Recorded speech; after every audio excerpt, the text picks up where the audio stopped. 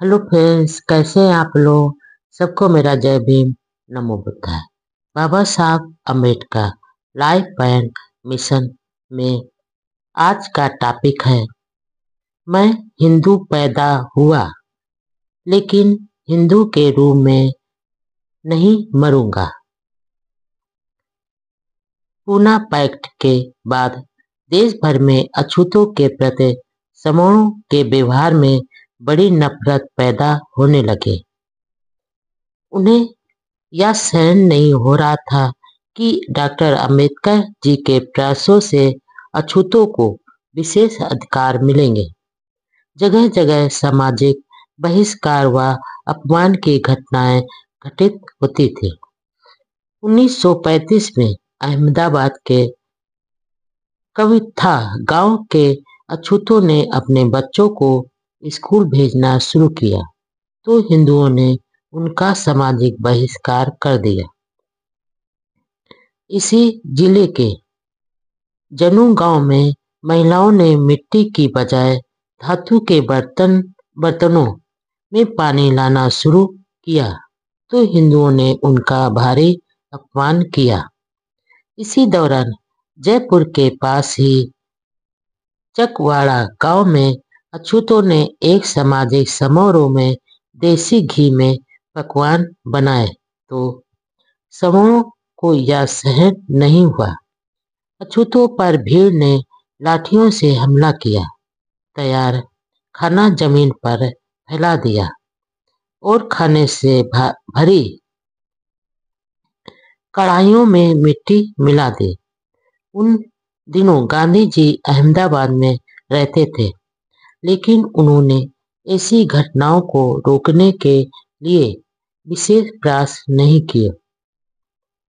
समूहों का हृदय परिवर्तन कराने में उन्हें सफलता नहीं मिल रही थी।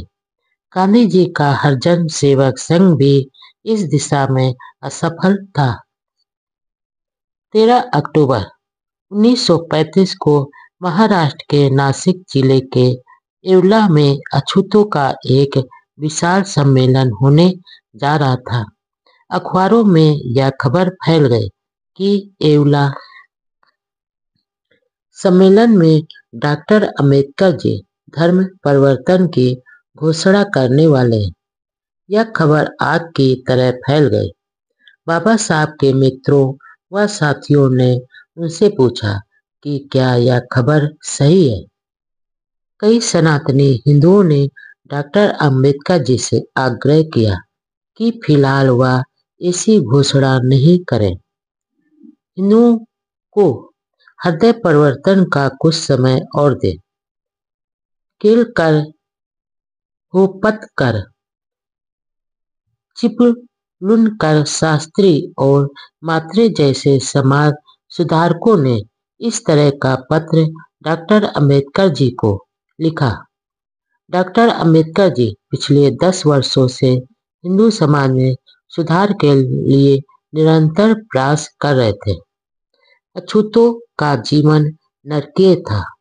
सवर्ण अपने जातीय अहंकार में अछूतों को गले लगाना तो दूर, उनकी छाया भी अपने ऊपर पड़ने देना स्वीकार नहीं करते थे।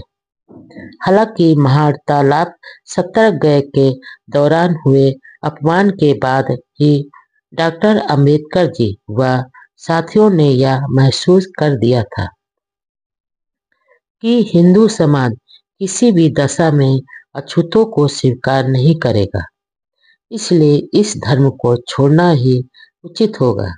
लेकिन इसके बावजूद भी वे इंतजार करते रहे और इसी में सुधार के प्रयास करते रहे। महान सत्याग्रह का कोर्ट में मुकदमा चल रहा था। बार बार पैरवी के लिए वहां जाना पड़ता था। एक बार भारी बारिश से मार्ग रुक गया। जहां मोटर रुकी वहां कोई अछूत बस्ती नहीं थी। किसी सवर्ण का दिल नहीं पिघला, किसी ने शरण नहीं दी और ना भोजन दिया। बाबा साहब घर आने के बाद इतने दुखी हुए कि खूब रोए और 2 दिन तक अपने कमरे में ही रहे। मित्रों ने आकर उनसे शांत रहने का आग्रह किया। 1929 में ही जलगांव में अछूतों का यह सलाह दी थी कि सारी कोशिशों के बावजूद यदि कोई खास समय तक सवर्ण हिंदुओं का हृदय परिवर्तन नहीं होता है तो वे तुम्हारे दुखों की तरफ ध्यान नहीं देते, और जो धर्म इंसान नहीं समझता, इंसान की तरह जीवन में खान पान, रहन सहन और स्वयं का विकास करने की स्वतंत्रता नहीं देता है, उसे त्याग कर तुम बिना हिचक दूसरे धर्म को स्वीकार करो जिसमें यह सब है।